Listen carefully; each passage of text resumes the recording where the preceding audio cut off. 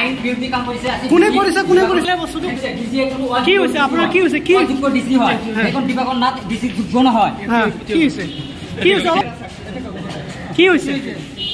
আসলতে আপোনাৰ কি মনোনয়ন পত্ৰত কিবা বিসংগতি হল নেকি আপুনি দাখিল কৰিব পাৰিছে না নাই দাখিল কৰিছে না টু আন্ডাৰস্ট্যান্ড এখন হৈছে আমাৰ ডিসি গভৰ্ণমেণ্টৰ মানুহ হয় গভৰ্ণমেণ্টে আইন নামানে আমি কেনেকৈ মানিম কিয় নামানে আজি যেখানে কি কৰিলে ডিসি মহোদয় যেখানে কাম কৰিলে এটো আইন বিৰুদ্ধে কাম কৰিছে আইন সকলে কাৰণে সমা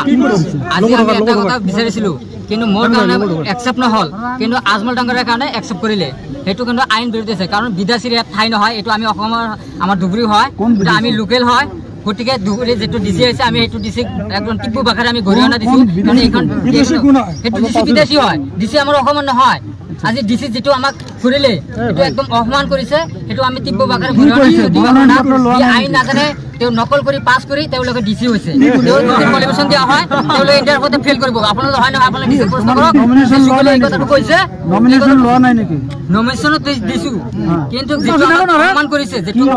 কৰিলে এটো একদম আইন বিৰোধী কাম কৰিছে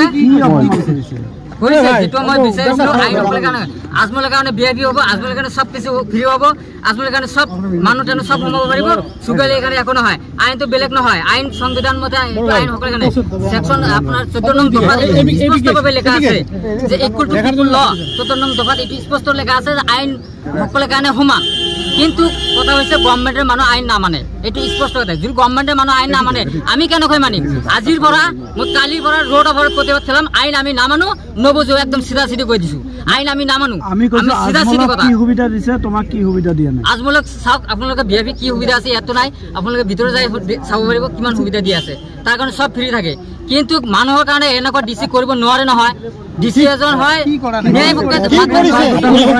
কৰিলে ভাল হয় আজি মই তাক কৈছিল ফটো উঠাব লাগে বাই কৰিলে এটা এলাউটমেন্ট নাই তাৰ মানুহ কেনেকৈ দিলে তাক কিয় ফটো উঠাব লাগে কিয় মন তার